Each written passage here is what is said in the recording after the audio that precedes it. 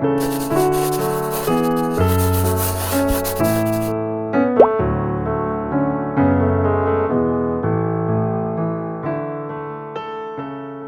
everyone, and welcome to the Church of Pentan Podcast. May the cores be our saviors.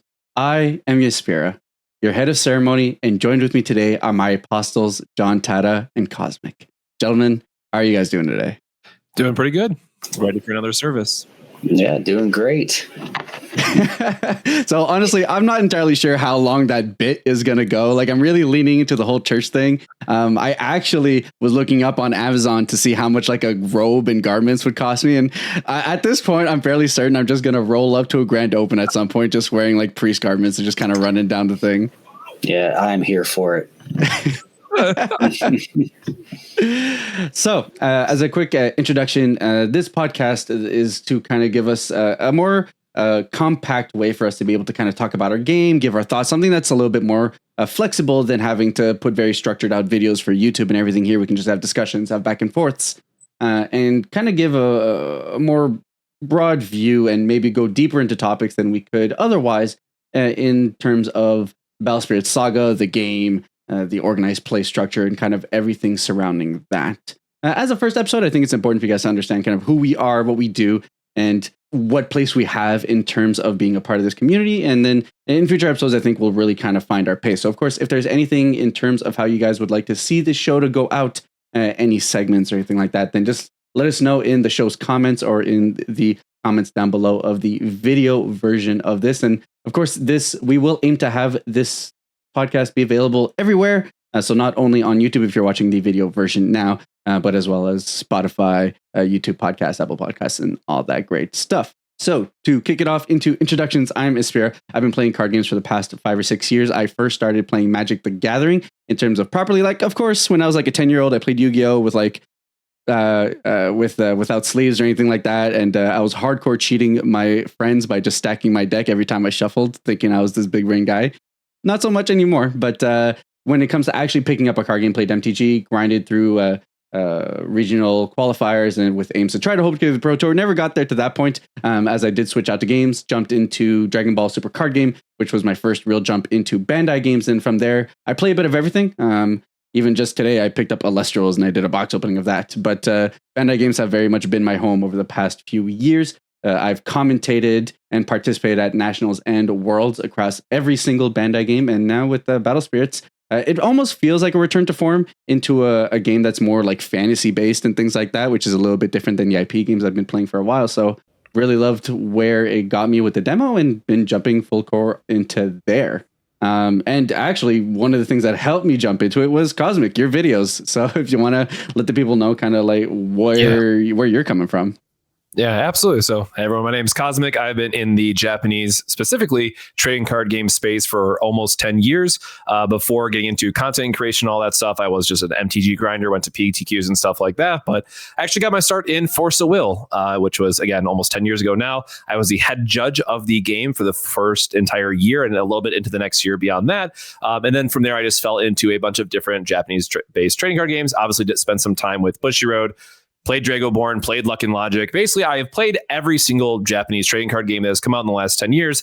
And then, of course, I've also dabbled in things like L5R and Versus System, a bunch of other stuff that's come out in that time as well. But for me, I really loved Kaijudo, and that's what kind of started things off and just wanting to make content creation. So while I don't always focus on what I'm going to be, what game I play at the highest competitive level all the time, I really just love making content for the games I am currently enjoying. I did play Flesh and Blood for a little bit. I didn't make content for it because I just didn't love it as much as I do love Battlespirits Saga, for example. And for this one, it is actually a little bit more of like, I do care about the game quite a bit. I want to play competitively. I've went to Tulsa, got my Pro Tour invite, going to Monroeville this weekend. Excited to play some more, and I just really love the game. So it's been really nice to kind of get back in like the grinder kind of mindset and just battle through it the best that we could. And I got to give a shout out over here to John Tatta, who I've known for quite a bit as well. Just being able to go to these events and have a great time with. So John, why don't you kick it off for us next? Yeah, great. So my path is actually kind of the polar opposite of Cosmic's and more like, Espira's. albeit longer. I started playing games about 25 years ago, so it kind of shows my age a bit. But I started mid 90s with Magic. Once they kind of ramped up the Pro Tour, I became very interested. As a young kid, I always looking for competition, and card games was like the natural outlet for me. So jumped in on Magic, played Pokemon briefly, way early when it first came out.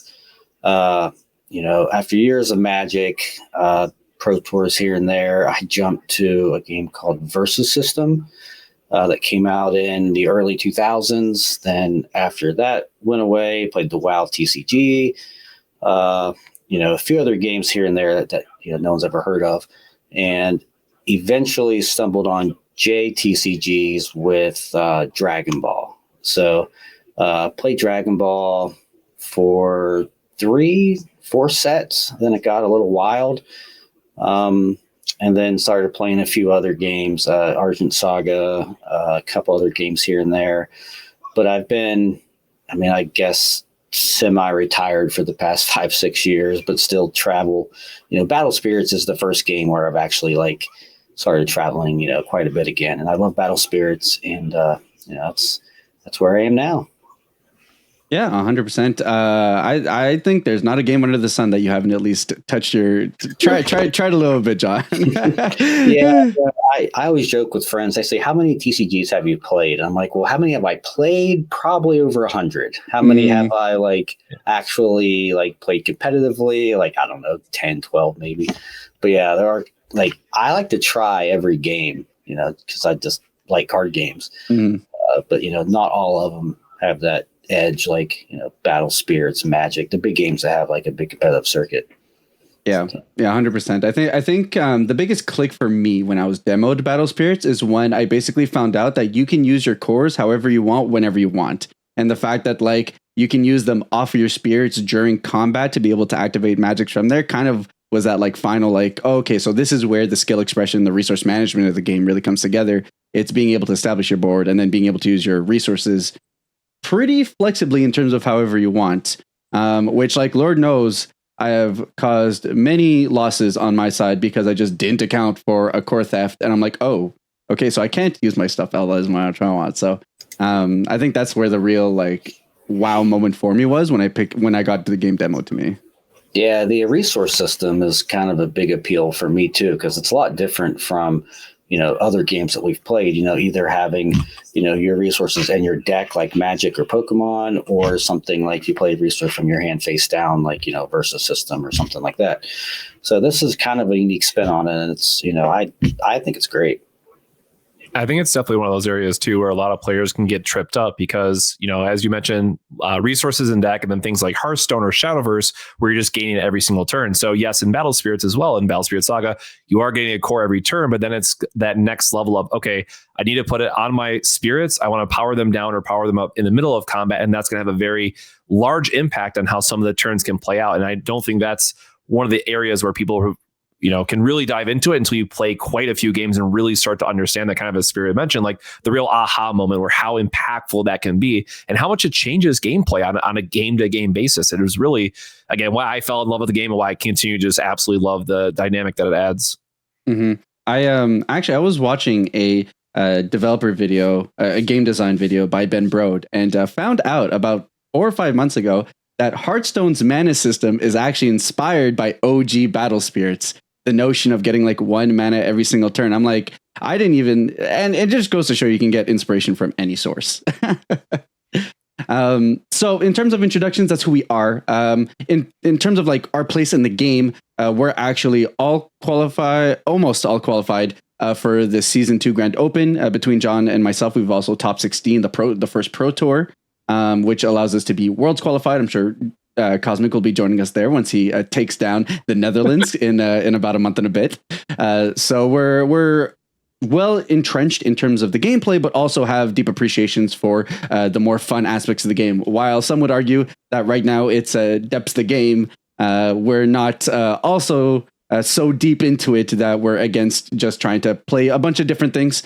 I think John was actually on one of your videos recently, doing a Big Red versus I can't remember what you were playing there, but just trying fun different things.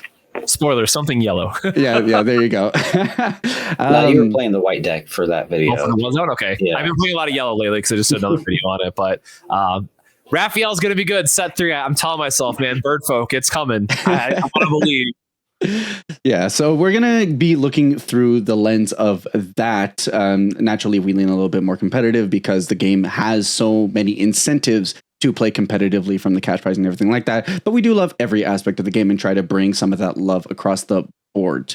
So in terms of things that are currently pressing with the community, first, I guess it's important to kind of mention that like Monroeville is coming up. It's the next tournament that's coming up this weekend. I will actually be working the technicals of the broadcast, so nothing front facing, but I'll be helping and at the event. But both of you guys will be out there playing as well, correct?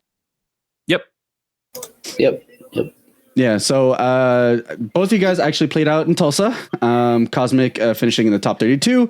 John's aggro run, unfortunately, not going as hot, which is nuts to me because I think your deck was actually super well positioned given how much Axe Spider we saw. But, these kind of things that'll happen. I have no doubt that you'll get yourself a straight invite, at least going into Monroeville. And are you guys excited for the event at least? Or Yeah, I mean, I am excited. I mean, I say that reluctantly, but I enjoy playing Battle Spirits. So I hope that I can play some games of Battle Spirits, and say there's 7 rounds. Like I hope at least 4 of them are games of Battle Spirits. So, we'll have to see. But, I did finish in the 40s in Tulsa. So, the invite could trickle down, but I'm still sticking to my guns and not playing Axe Spider in Pittsburgh. So maybe that's stubborn, but that's where we are. Right. So what would you define as playing a game of Battle Spirits, John? So a game of Battle Spirits is an interactive game between 2 players. There are certain cards in the game right now that prevent interaction. So, in Tulsa, I think I probably played 2 matches of Battle Spirits. So I'm hoping at Pittsburgh to double that. Yeah, actually, similar to me, we actually both ended up playing Tim, who actually ended up top 8ing the event. And I have to agree with you that that was definitely one of the more fun games of Battle Spirits I played that day, just because of the way that he was playing a green aggro deck, which lent itself to a lot of exhausting your opponent's things on their own turn and back and forth. So I'm flashing things in, he's flashing things in. And I can't remember who said it specifically. It might have been Koz. It might have actually been you, John. But Battle Spirits is the most fun when you get to express yourself in in combat. And I think the way that lends itself, like, okay, it's the back and forth of I can use my cores on my spirits, but that will level them down. Then I become susceptible to burning force and XYZ. And I think when you really start delving deep into kind of that is kind of when it's the most fun. Yeah, I mean, and shout out to Tim. Like that was.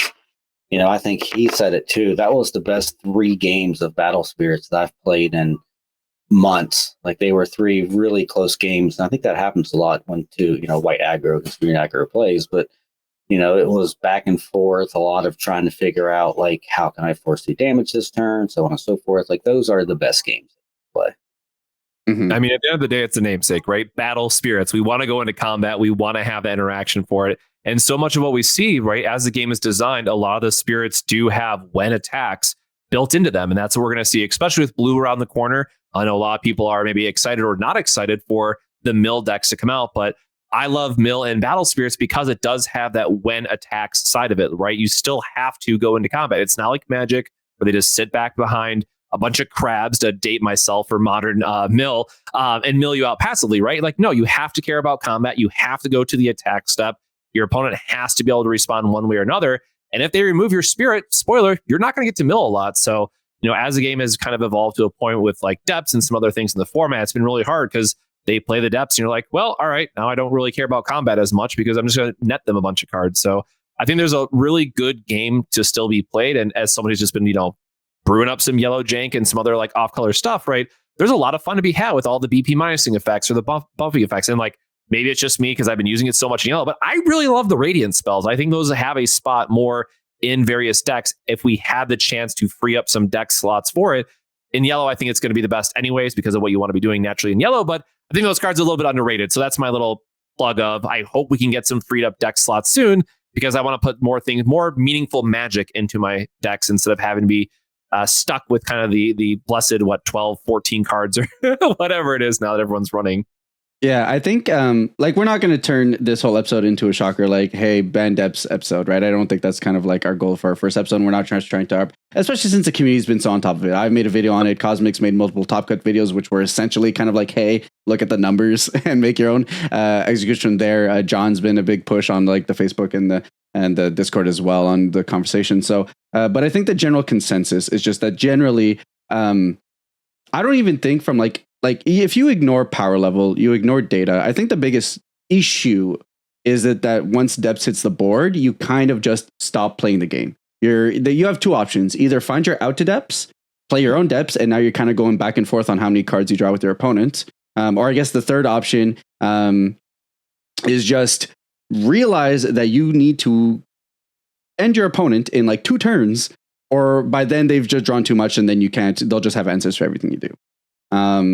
So I think that's the world in which it's really annoying. And then when you account for the fact that it does that by drawing cards and then your opponent just has everything all the time because they drew half their deck, that's kind of where it lends itself to non-games. And then it lends to just kind of your best top decks and hoping that you can just immediately answer, to a point where during your interview with Zach, who actually just won Tulsa, you're saying that during their playtesting, they would just tutor a Burning Force if someone played down the depths, just because you can account for the game to be a non-game if you don't see the immediate answer to it. So, yeah, and it's just one of those things where you have to think. It's like, okay, with depths, what's the punish, right? Mm-hmm. So, like, the punishes now are a 5, core magic card, like Burning Force, or a 6 mana red dragon, right? Like Andromeda. And I guess now we have the Vulture. So like these really, like when they play depths, you can't really punish them for spending 6 resources to play depths, like because you have to spend at least 4 or 5 yourself to get rid of it. So you're supposed to be able to get ahead in the game by killing their 6 mana card, and we just can't. So I think that's part of the reason why it's so oppressive, is that there's nothing that we can do to really punish the depths player. Mm-hmm. Yeah, that's the biggest thing, is the fact that everything in terms of Nexus interaction is so centralized around red, which I understand. I'm not like, there's the notion in Magic where like black doesn't interact with enchantments. There's a couple of cards that do that in the past year or two, but I won't get into that. But nevertheless, it's the notion that colors are good at separate things, and that I totally agree with. But the fact that like to interact with a very like impactful component of the game like that is literally just get rid of it, or in white you can bounce it, which is like fine.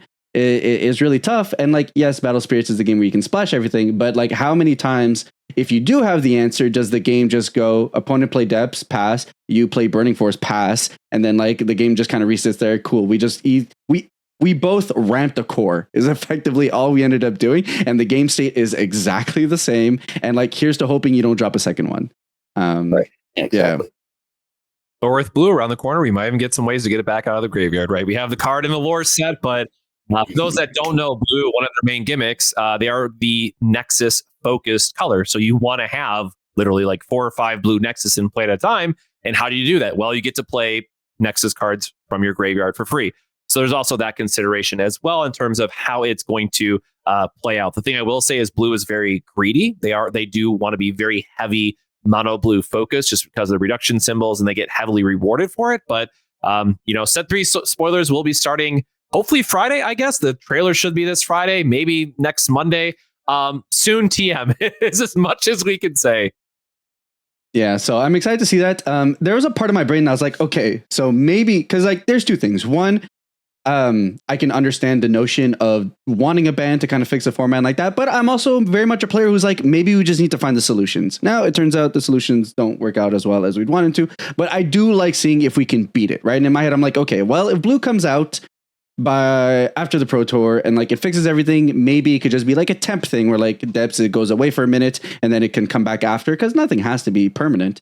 So I'm like, okay, so maybe blue comes in and then we mill out the depths player somehow or whatever, right? But then it turns out that because blue is the Nexus centric color, turns out it probably just is more of a Depth's enabler than it is a Depth's punish than anything else. So, yep. And the other thing to consider too, coming from Battle Spirits to Battle Spirits Saga, they also have to kind of reassess how much they're going to be milling on a turn. Now we have what I like to call Saga is kind of Battle Spirits with patch notes, because we have seen minor balance changes to cards they had in the OG Battle Spirits to now Saga, but then also keeping in mind we're going from 40 card decks to 50 or upwards of 60. So by just the nature of changing how the game has been built from the base rules, they're probably going to also change the mill cards to either, hopefully mill more in the sense that it's because you have a higher deck count, right? But there's also the consideration. It's like, oh, what if they do it too much? And then now you're milling way over the top of what they need. So I'm really curious to see, especially for how safe Green kind of felt with set 2 and them just playing it really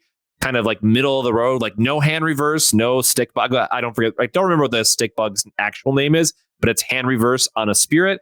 I'm going to be shocked if we don't see things like strong draw for blue or see some of the other like key mill centric cards. So I'm really curious to see where that ends up just from a purely balancing standpoint. Yeah, I think the biggest thing that'll be cool though will be finally having all the colors. Yes. One of the cards I hate from the first set is Enterprise, and just because like it effectively shuts, like it's one of those cards that shuts off playing the game, right? If Enterprise hits the board, I want to say like 90% of relevant cards can't interact with your opponent anymore. That's a little bit less now that there's green, so now you could at least exhaust your opponent's things and still kind of make plays on that front. And I'm looking forward to Blue's ability to kind of complete the color pie and now put yourself in a position where maybe we can have more of a shifting meta in terms of like, oh, well, if, red and purple are really good now, but turns out blue is like an incredible punish for that. And then for some reason, yellow just like trumps on blue incredibly. So I think having every color opens up the game to at least us having more of the checks and balances that the game is probably missing, to make it feel like it's not over centralized. Because here's the thing, I've told so many players that you get rid of depths, arguably Axe Spider, I'm fine with like the limit. I think limit 1 is also a perfectly fine option. Then you're still probably in a position where red and purple are the best colors because they just have the best cards. They have the best draw advantages. Also, anyone who says, how is purple going to draw without depths? You are on the pipe, my guy. Like purple, literally every other card says draw a card. If you are having card draw issues in purple, you are playing it wrong. Yeah, between black lands, like Dragonaga Assassin, Dragonaga Swordsman, like literally every other playable card says draw X cards. Mm-hmm. So, they don't need depths. Sure, they like it, but it's not like, oh man, they took my depths away. Now I can't draw cards. Like, my guy, you'll draw cards. Yeah. And Smoke Valley draws you tons of cards because like purple does the self-destruction thing. So now Swamp, Smoke Valley. You got Lamorax. So like you can pop off your own things, draw with Smoke Valleys, use Lamorak, get the card back, do a bunch of, so like there's a bunch of room for card draw in that color. And I think those colors stay the best colors simply because they have the best tools. They have the best removal options and they have the best card advantage options. But one big point that Cosmic has made before is the fact that like because we open up deck slots, because I'm not mandatory to play like 4 Burning Forces and X amount of cards to be able to counter the meta, it does mean that it opens up the room for other decks to breathe more, right? Yellow is kind of like a side casualty to the fact that because everyone's running Burning Force at 4 copies, it can never stick a Nexus, which means it never gets its draw advantage and then barely really gets to play a game. So it's more so about giving more life and breath into deck building and the meta, more so than saying like, oh, hey, it's going to kick purple and red out of top deck contention. Because that's probably not what it's going to do, at least with the way that Set 2 has impacted the game. Yeah, I think there's definitely also a consideration, right? As we've seen with other Bandai games, One Piece has very much the red issue, right? And it's, if you make the comparison, it's like they have the red issue, we have the depths issue. And it's, to overgeneralize a bit, but it's basically the same, right? So there's a hope here that if we can do something about depths, even if it is temporary, we can avoid, what do they just have? 15 out of 16 were red decks that share an insane amount of overlap, right? Like that's what we don't want to see. And I know people are going to rush to the comments and say, oh, but what about Absolute Ice Shield? That's in every single deck, right? Well, that's a much longer one. Maybe this is a platform that way to get into it, right? So there is a world where people don't actually play Absolute Ice Shield. I don't know if people realize this or not, but if you go to Japanese Battle Spirits right now and you look at the competitive decks that are topping, not everyone's playing Ice Shield. Not everyone's playing Diamond Wall. Not everybody's playing Alex, which Alex is a burst spirit who's basically Absolute Ice Shield. Long story short, right? There's other considerations they have in the format. So there is a point in time where we will naturally evolve past every single deck running for Absolute Ice Shield. And I'll say something crazy. with Thornton Prison and with with some of the ways the other decks are performing and how they line up with the rest of the format, Ice Shield could be a 3 of in some cases, right? Because Thornton Prison, if you have a much more tempo focused deck, Thornton Prison will act as a Ice Shield while also allowing you to be able to crack back and be more offensive. So maybe by year 2, we might see a little bit more breathing room even on the absolute Ice Shield. And if we get Advent or if we get some other mechanic big mechanic in set 5. So I'm curious to see where it goes. But I know when I was playing Yellow a lot, and again, I know Yellow's not in the best spot, but there's been quite a few times where it's like, I really only want to see one Ice Shield this game. And if I lose, it's probably just because they had they got the curse combo and it's impossible for Yellow to come back, right? It's not because, I didn't draw Absolute Ice Shield. There's other factors that led to that point in the game. That said, Absolute Ice Shield is obviously still cracked, but it's a whole different issue that opens up with the game just having aggro running over everything if it was removed. Yeah, I mean, every card has haste, right? So, without Ice Shield existing, I feel like the game would be completely different and borderline unplayable. Maybe we didn't need something as powerful as in the turn as Ice Shield to kind of stem aggro in set 1. But I personally don't really have any problems with Ice Shield. I mean, I know it's frustrating to lose games because, say, my opponent drew 3 and I drew 1 or none, but I'll take that over, cards that have no answer at all. Well, very few answers like Depths and Axe Biter any day of the week. Yeah, I think the only because I believe in Absolute Ice Shield as the great balancer of the equalizer of the format, almost, where it's just it just exists as a necessary evil to make sure that the game doesn't devolve into ludicrousy.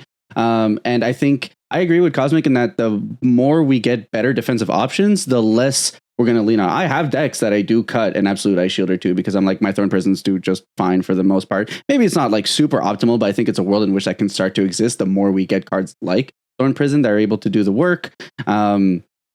So that's, and I think the only thing with Ice Shield right now is just that we can't interact with bursts. So there's no counterplay to Ice Shield outside of just I have to crack it, and then the game devolves into a crack race, right? And that's kind of where the peak not fun gameplay of Axe Mirrors comes in, where it's just you're both racing to Derm and just both racing to see who can win the Ice Shield race. So if that's just things that'll come, right? We're still in the first 2 sets. I think the levels of interaction, while all the different zones and different mechanics are going to come.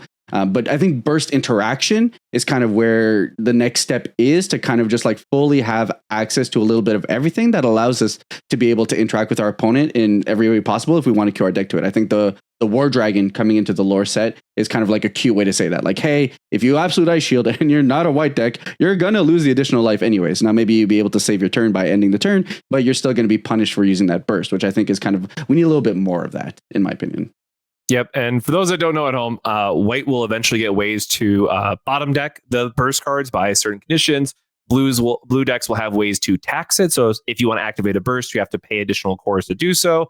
And like we saw with Frigg in set 2 with, the taxation on drawing, we will get more of that stuff eventually. Now, obviously, some of those answers are better than others because, if they have a bunch of cores, they're going to pay for it. Versus if you send it to the bottom of the deck, well, then that's very bad. But, good for you, bad for your opponent. But of course, we have to wait and see what that balance level is going to be, or the power level is going to balance out at once we start to see those. And it's hard to say. It all depends on how the devs want the different levels of interaction to go versus, we haven't even seen all the different things we could do with the soul cores. So I think it might be a little bit before we get to see more of that burst level interaction outside of what we just had in the lore set, or I guess I should say the lore set coming in at the end of this month. Mm-hmm. So that's actually a great introduction to jump into the lore set. The lore set will be, is it releasing at the end of September? Is that kind of when it's dropping? 29. Yeah, 29. Yeah. So does that mean any of the grand opens get to play with it before we go to the Pro Tour? No, they all end at the end of the month.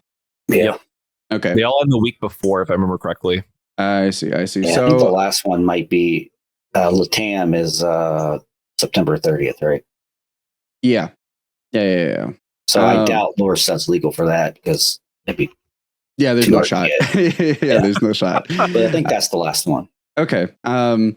Which again, we're kind of in an Elemental Spark situation again, where a shakeup of any kind would be really cool mid-season, and it just kind of pushes itself into the Pro Tour season, which is fine. I mean, it gives us a couple of additional cards, but I think this is going to be another one of the Elemental Spark situation where, for what it's worth, I like the lore set as a product significantly better. The price point makes more sense. What you get out of it makes way more sense. And the way that the product is supported, produced, marketed, like I like the entire message across it. But we are going to end up probably in a very similar situation where maybe a couple of cards are really going to shake up anything going into the game. And the big reason for that is, and for the uninitiated, the lore product, the lore set is a set of 10 promo cards. I don't know why they call them promo cards. They're 10 expansion cards, of which you get 2 of, and then like some booster packs and a lore book. And the idea is to really expand the storytelling of the world.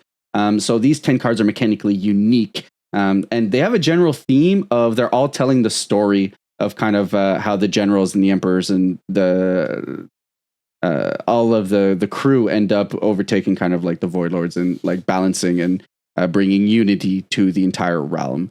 So it goes over the story of Kay, who's like the Aegis Emperor, and as well as Imperator Manaka, and kind of how their journey goes together. So the cards all feature that, and in that way, they kind of have all the thematic. So they don't really directly support anything from the base sets, outside of a couple of interactions that kind of work with like Void Lords or things like that.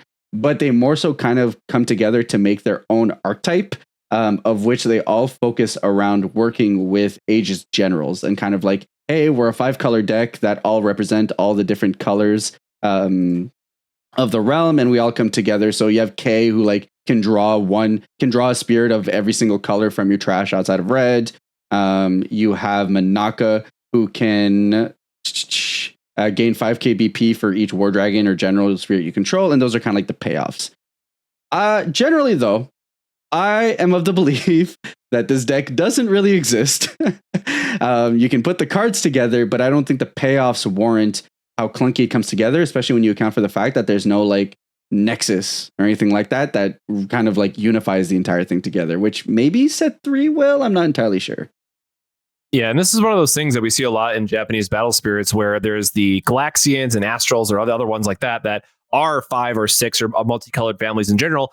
And they'll always say like, hey, this counts as a multicolor reduction for these cards. Or there's a Nexus for Mugen, the Trinity Dragon, is like, hey, this counts as a reduction for each one of these. So we're missing that part of it, which was, I think, goes back again to battle spirits with patch notes, I guess. And, to Espira's point, like, in my mind, there just has to be something in set 3 for it, because if you read the distributor's blurb for the lore book, it talks about, hey, here is a lore for set 1, set 2, and then obviously the micro-contained lore set itself and beyond. So there is going to be a continuation of this story into set 3.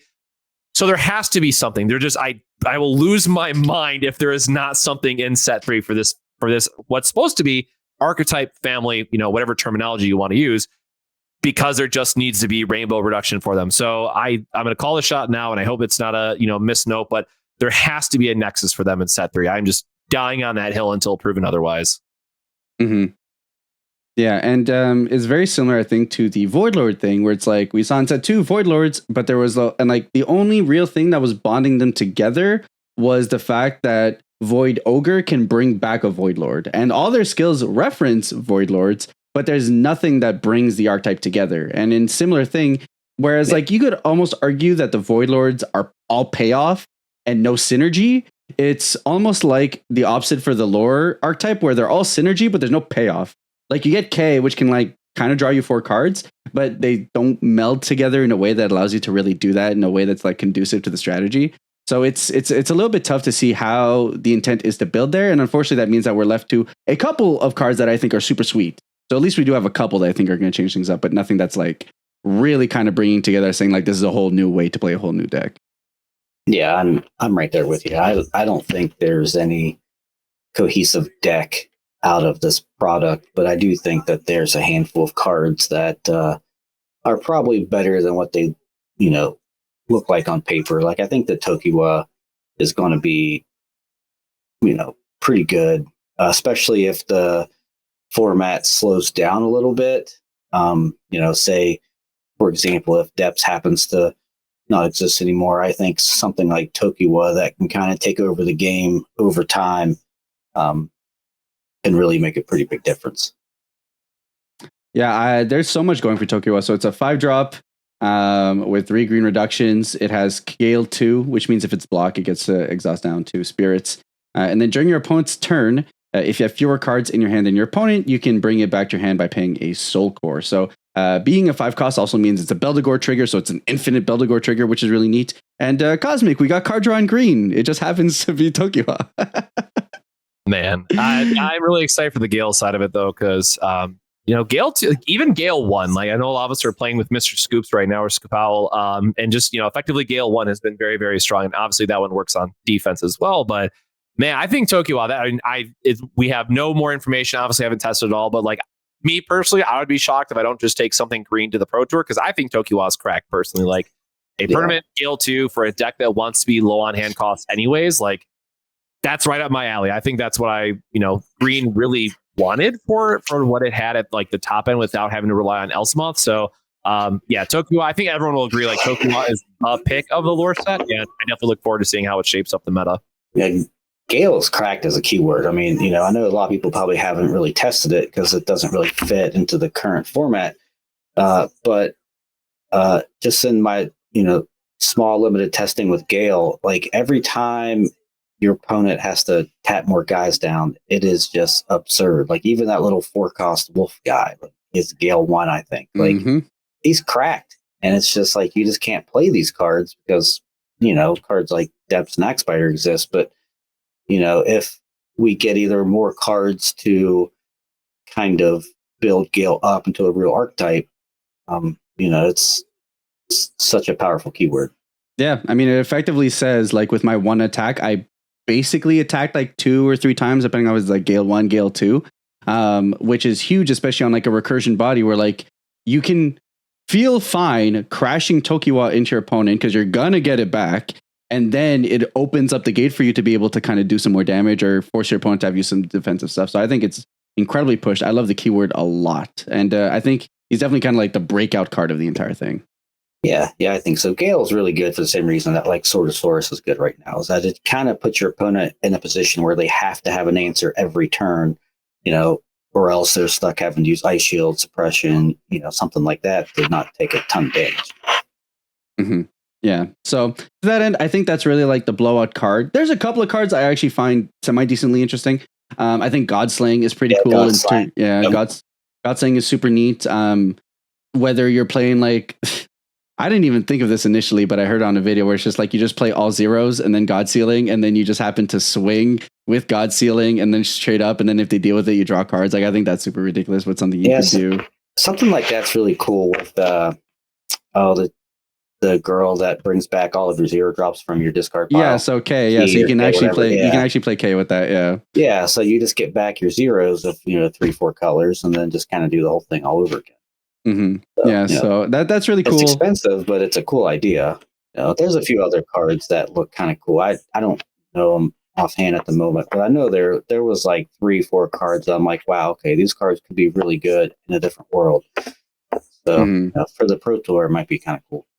Yeah, exactly. Yellow's got a new 2-drop Fabled Beast, which is kind of cool. We're at a point now where I think the density of how many relevant 2-drops is good now. We have, like, I tried to build the deck together, and there's a lot of ones that either draw you a card or have the Fabled Beast keyword, which is like super relevant because then you can do Run Paradise and not feel bad. So there's a lot of world where that kind of works. I think War Dragon is super cool again because of the potential punish for your opponent. Like this thing, for what it's worth, this thing is never getting through.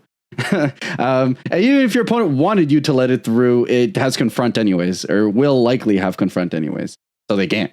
But I think it has a couple of cool cards, and it's just kind of seeing how it comes together. As one archetype, I don't believe so, but there's a round for a couple of cards. The only one that I feel like really kind of a head scratcher is Victory Oath. This is a 5-cost, 3 red reduction. And for some reason, when it's placed, you and your opponent each draw 2 cards. Now, you guys are probably better players than I am. So enlighten me. Actually, here's the thing. John is the better player. And then Cosmic understands where original Battle Spirits went. So maybe between like the Gigabrains of the two of you, either one of you guys can clarify to me why I would want to play this card in my deck.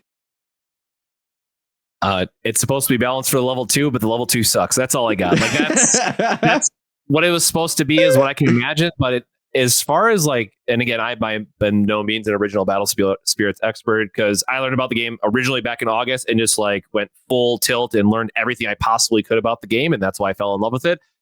There was not a lot of, hey, group hug, everybody draws stuff. So like, I don't know where that's coming from. which would then only lead me to believe it's meant to be a balance to whatever the extra part is, right? Because minus this format in a nutshell, but or in its own vacuum, but Nexus are meant to be difficult to remove, right? Nexus are, by rules of the game and by process of how spirits play out and all that stuff, your Nexus are meant to stick on the board and be a reduction symbol for you. And generally they have some nice stuff to go with them. So in theory, this should be something like we play it because we want the red symbols. The level one's kind of whatever. If we're both drawing, red wants to draw cards. That's the whole thing anyways.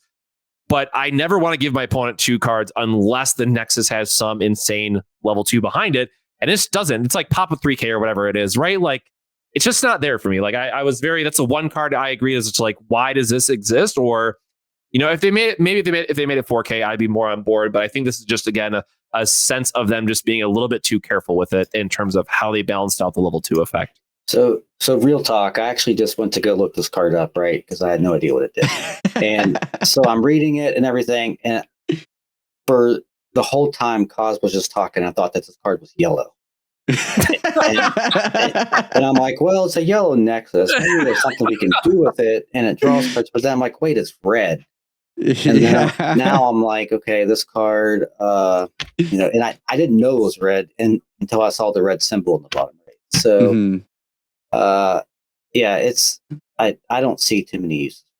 Yeah, I mean, you could play Scorched Battlefield, or you could play Victory Oath. I think this might be one of the concessions where for the sake of the thematics of what the lore set's meant to represent, they're making an oath, they're making peace. Here's both of us, Kumbaya, draw a card, which unfortunately reflects to Kumbaya. This card's never going to see play, but I mean, hey, you know. I mean, okay, listen. Wait, hold up. I can see it maybe seeing some play with, like, if there's ever a confront deck, like, you can keep untapping your spirits, maybe. Mm-hmm.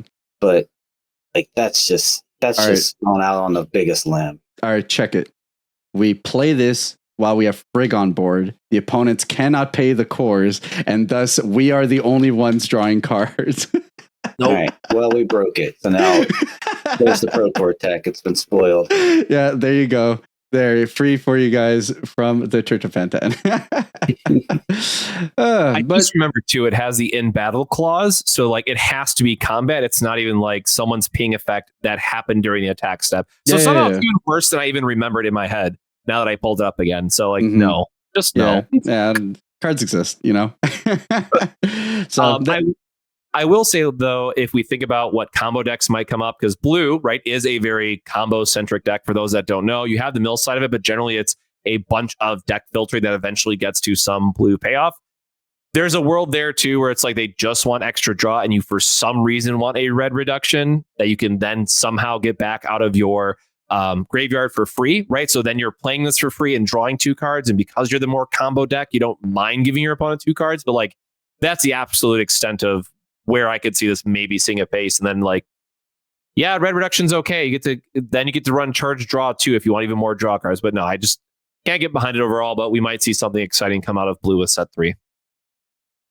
Yeah, that's generally where we are. Lore set to be released at the end of September. So keep you guys open for that. Naturally, it will be legal for the Pro Tour, guaranteed. No matter what, the Pro Tour will have more cards available for it. That's the number one thing you can consider. So at least there's that level of least trying to miss out with cards, depending on if, when, whatever, who knows, we get a ban list. We'll see. But at the very least, you do know that there's at least that little level of variation in terms of maybe you see a couple of cool cards at the Netherlands Pro Tour.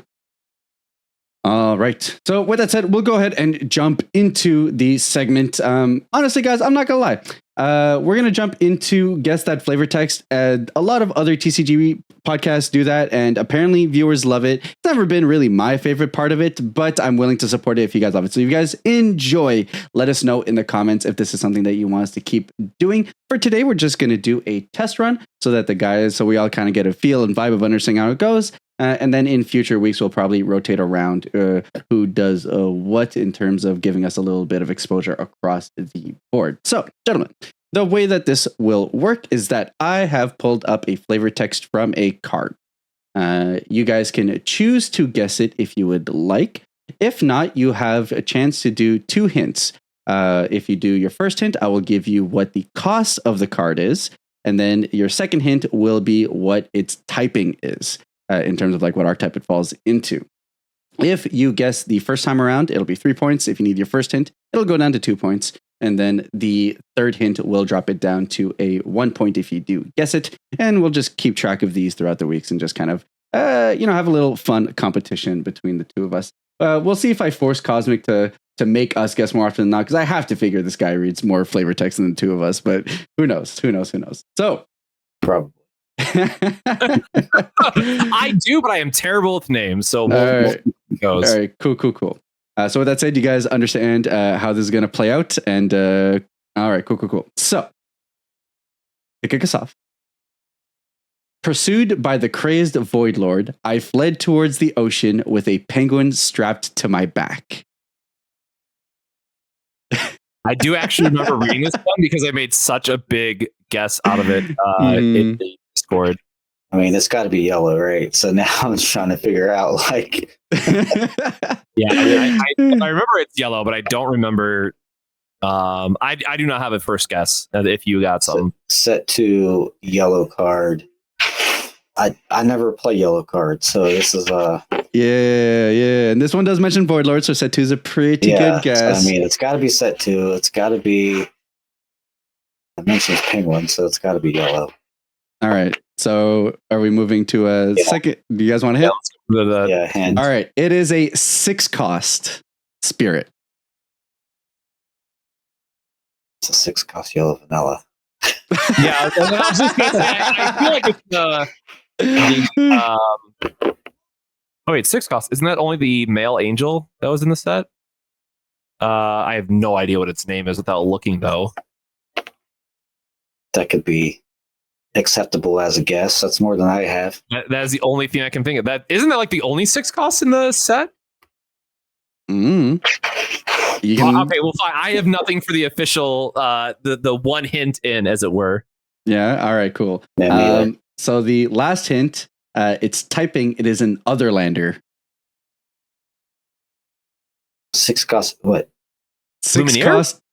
Yeah, Lumiere would be the only one I could think of. That's the 6 cost Otherlander. That is correct. Lumiere is the one pursued by crazed Void Lord.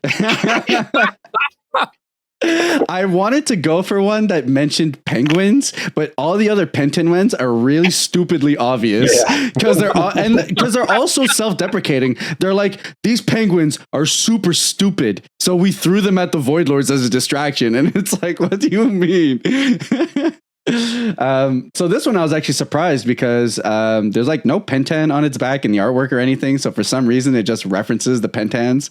But I guess it's supposed to go with like the other Pentan cards that says they use them as a distraction or whatever. So I'm not entirely sure how that played out. But so Light Emperor Lumiere, which actually has some cute combos in yellow. And I'm a little bit sad that right now it doesn't see play because there's some really neat things you can do where you can give your unblockable Joker Blessed and then kind of go in and gain a guaranteed life. So there's a lot of cute combos I tried to make work with this card at the beginning of the format. And while it doesn't have a place now, I think it's a card that you can keep your eye on, especially since it can be any spirit, right? So I think there's a lot of combinations between other colors that this card can allow in the future, which I think is a little bit interesting. Also, just turning something else on for a dual eagle, at least in early testing, was pretty fun with it too. Just give something that normally wouldn't have bless, gain it bless, and then make it unblockable is always some good times. Mm-hmm. Alrighty, so with that said, we're going into kind of the wrap up. Upcoming events, we've got Monroeville this weekend, and of course, if you guys are attending, I'll be behind in the staff area, but when I'm out of there, you're welcome to come say hi, and both of these gentlemen will also be there. In terms of anything beyond that, there's actually quite a few. I mean, that'll be it for North America, so it'll be quiet for us for whoever doesn't intend on to travel. But the Grand Open Glasgow is actually the week after. So this will be the second European Grand Open. And then at the end of the month, we have BSS Go Chile, which I tried to see if it makes sense. Flights are too expensive this time around. So unfortunately, the US invasion does not make as much sense. But I did get a message Alex yesterday asking me if I was going. So I guess he's trying to look for a buddy to try to do that all over again. Yeah, he was asking in our team chat too if anyone was gone. And I think we're all skipping it. Mm-hmm. So that's the thing with me too, is that I actually don't even have my passport right now. I put in for it like at the beginning of August. They say getting it by the time the Pro Tour comes around is probably going to happen, because I had to pay a crap ton of money for expedited. So that's why I'm really not stressing about like Pro Tour invites, because like I don't even know if I'll be able to go. But yeah, we shall see. And then I think there's a grand open in Australia next weekend, the 16th, I want to say. Maybe. I mean, it wouldn't be the first time that they actually did one the same weekend, right? Because Australia and Europe have had grand opens together last season, I believe. Yeah, one of the weekends double up. I think it might be the 23rd. I mean, in fact, I have the BSS. Yep, I got it right here. So it is the 23rd, actually. Okay. So yeah, so actually what it is that every month is September, or every weekend in September, we have a grand open, essentially. So we have one this weekend, next weekend, onwards and after that, which does give us a relatively large gap. I mean, that means that after Chile, so for North America, we're kind of like not really paying it, like not doing much after this weekend. So realistically, there's no competitive events for us to participate in for essentially a month and a half for us. So it's going to be a lot of... And then after Chile, there's nothing until the Pro Tour. So there's like a month of no... I mean, there'll be online events before, but no like grand opens throughout October.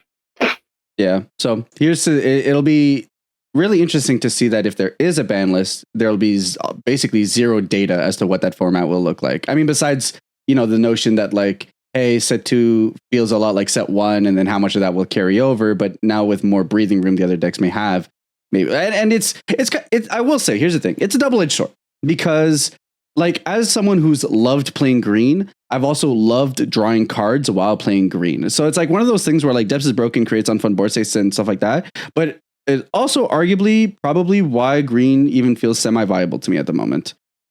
Because green does some really busted stuff, but green doesn't have a good finisher. So you're not really ramping into anything, and it doesn't have the can advantage. So like you could go into Starblast Draw, I guess, and especially as we're going more into a non-summon format. But it is kind of weird that in the world where we have a ban list, it helps diversity, but it also hurts diversity a little, just because of like how good Depths was. It means that other decks could kind of keep up. It just means you weren't as good of a Depths deck. But I think it's going to be interesting to at least see what players brew up with. Granted, I do think a lot of groups talk to each other. Like, I think we're really bad at holding our secrets personally, because like I'm hearing things from like, Ryan, and then things from like Cosmic, and then Team TD, and hearing that. And then like by the time I get to the Pro Tour, and maybe it's just because I'm in a centralized position, but I'm like, I feel like everyone's told me what they're doing. Aside from like the last day of changes that I see. So it'll be at least interesting to see kind of what people are on. At the end of the day, hey, maybe the second Pro Tour will just be won by Rex or Pterosaurs. Who knows? That is entirely possible. So the deck is super good, and if the deck can run less Nexus removal and more gas, yeah. All right. Well, with that said, everybody, that was the first episode of the Church of Pentan podcast. Thank you guys so much for joining us. If you guys enjoyed the episode, don't forget to give it a like. If you're listening to this on any of your audio podcast platforms, giving a 5-star review and any cool ratings would be so appreciated, especially as we kick it off. If you guys have any recommendations, let us know in the comments. We're super open to just kind of shaping and crafting how the show is going to go. This is our first episode. It's going to take us a couple of episodes to kind of get ramped up into it. But I know we have a lot to say very often, and I think this will serve as a great medium for us to at least have these conversations, go a little bit deeper, and hopefully give you guys more of an idea of kind of where our thoughts are when it comes to the game, the community, and everything around that. So with that said, thank you guys so much for listening on this first episode, and may the cores be our saviors.